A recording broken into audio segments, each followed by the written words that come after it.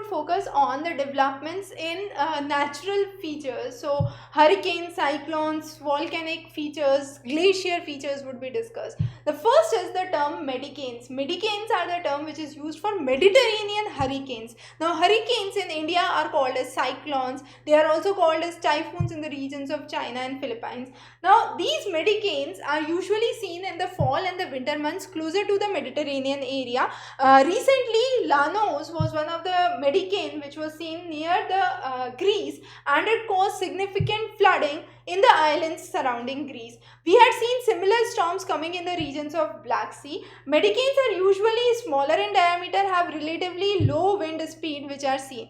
The next is the threats because of it. There are numerous vulnerable groups of population which are native to certain areas, and it could lead to devastation of these native populations probably. The next is certain important hurricanes that were witnessed this year. So one was Hurricane Laura. It was witnessed in the Louisiana area of central United States, south central area, and it was a category 4 storm. Now category 4 storm was a storm with more than a speed of 130 miles per hour. It uprooted the trees and brought down the power lines, a very severe form of hurricane. So hurricane we usually rank from category 1 to category 5. So category 1 is a speed where it sees a very dangerous form or a very severe form. Category 4 is a catastrophic form. Category 3 is a kind of form where devastations have been very significant. But all these categories of storms that we witness have seen a significant damage where the speed is more than 75 miles per hour. So definitely if it is 75 miles per hour, you can understand how much damage it can cause. But yes, as the category increases, the amount of disaster increases. So Laura was a very important in terms of disaster that had occurred. As we said, they are called by different names in different parts of world. So typhoons in the regions of China and Philippines, Vile in the areas of Australia, tornado in the regions of South United States, and cyclones as we call it in India. The next is Hurricane Hana. Now Hurricane Hana hit the coast of Texas, and it was one category 1 storm, so did not cause much of the damage. However, Eta was another hurricane which hit the regions of Nicaragua and was a category 4 storm, so definitely very severe impacts were seen. Hurricane Delta again in the regions of Louisiana was seen, but it was initially category 2, later on degraded to category 1. Now as we know the parts of the hurricane, the inner part is the eye, which is the coolest part, and then we have the eyeball and the rain bands. The complete structure of cyclone, the tropical and the temperate cyclone, the difference between those we have covered in the separate lecture. So for more details you can go to that. The next is another cyclone which hit Louisiana, and that was the Hurricane Nana, and this hurricane was another important hurricane which had been on the scale 1, category 1 itself. Now coming on to India.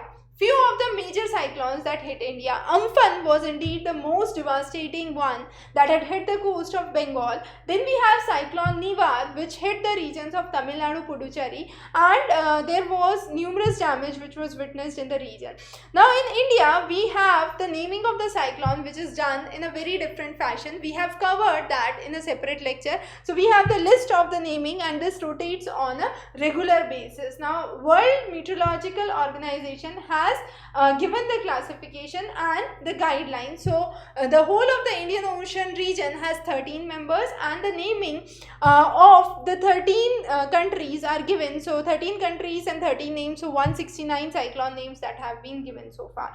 The next is the next cyclone, which is Biruvi. Biruvi was a cyclone which hit the south regions of Sri Lanka, and the name was given by Maldives. Now this cyclone affected the region of Sri Lanka and then the areas of India in the south. The next is Arunachal Pradesh, is the region where we have seen higher seismic activities. In the regions of Arunachal, Himachal Pradesh, we have seen mainly along the Lohit River Valley that seismicity has been been very high. This was identified through the global positioning system and the seismic studies which have been done of the Himalaya from the past history of the 50 to 60 million years of history that we have seen.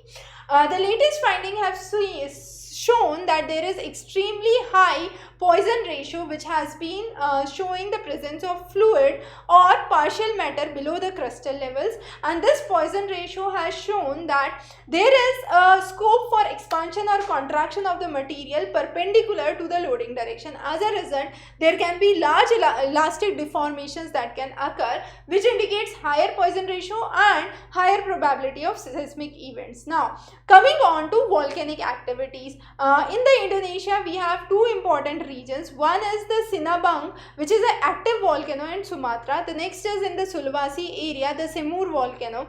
Now, Sinabang is an active volcano. So far, it was believed that it was dormant for last 400 years, but since 2010 it has been actively erupting, and it erupted in 2010, 2014, 16 and back in 20. It is at a height of nearly 2600 meters in the Karo region in North Sumatra and lies on the Pacific Ring of Fire. Very important. Similar to this, we have the Semeru volcano. The Semeru volcano, as we can see, is also known as the Great Mountain, and it lies in the East Java area. It is one of the highest and the most active volcanoes in Java, and Merapi is another active important volcano which has been seen there. As we saw, this area is the part of the Pacific Ring of Fire, and therefore constant and higher number of active volcanoes have been witnessed. But the most important concern is where the civilizations have come up, we need to bring them to a safer areas, because many of the volcanoes, for example Sinabang, was dormant for many years, and therefore there were civilizations that started to develop close to it. The next is the Sangai volcano. Sangai volcano is seen in Ecuador, and this is one of the most important volcanoes because when it erupted, it went up to the heights of 8,500 kilometers, and the province of Chimborazo, the capital of Chimborazo, Roibamba, which was very close to it, was totally overcasted by ash. Now, this is one of the most active volcanoes and the highest active volcano in the world. So, Sangai volcano in Ecuador has been important. It is again one of the stratovolcanoes. So, there are alternate layers of ash and lava, and there are eruptions from each of those layers.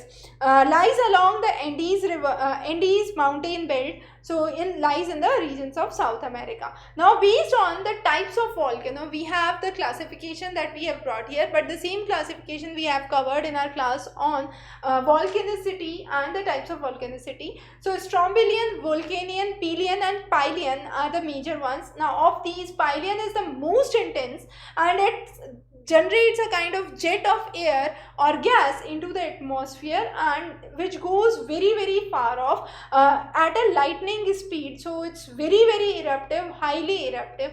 In contrast to that, we have another lava method, which is Icelandic, which is very cool. It flows in a kind of molten material onto the surface. So there are extreme forms under which volcanic activity can actually occur. Mount Merapi is another important mountain in Indonesia, which is an active volcano. Now this has erupted twice in the year 2020 itself, and is located near the cultural capital of Indonesia, the Yogyakarta. So near the Yogyakarta we have Mount Merapi. Mount Merapi, the previous eruption which took place in 2010 killed nearly 300 people, and nearly 2 lakh residents had to evacuate immediately. As we said, since if there are civilizations across those regions, the recent important activities to bring those into control becomes important. The next is surge type glaciers. Now, surge type glaciers are seen in the regions of Karakoram range of Ladakh, and they have been identified by the Wadia Institute of Geology, again based in Dehradun.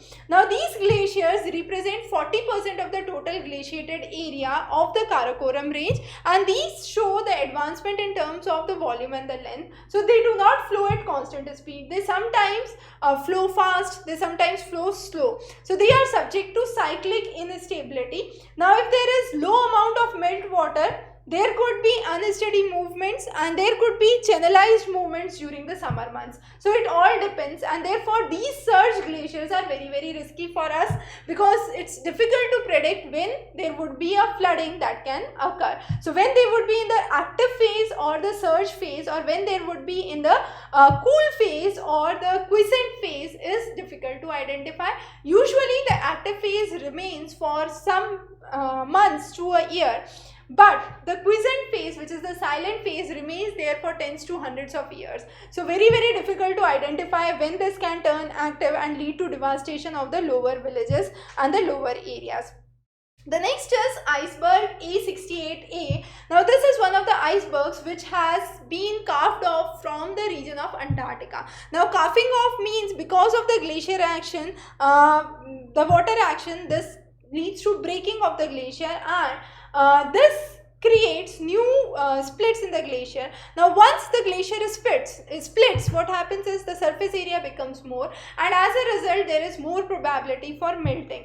So faster melting can be seen, and this is one of the most important reports that we have seen with the glacier A68A, because it is one of the major big glaciers that have been seen, and this would lead to significant glacial mass balance change, because there could be higher ice loss, and which could ultimately lead to rising sea levels and affect the global temperatures and the global phenomena. So those are some of the major highlights that we have covered in this section. We would be covering many more interesting topics for you, so stay tuned for further updates on developments on other topics besides environment as well. Wish you good luck, study hard, prepare well.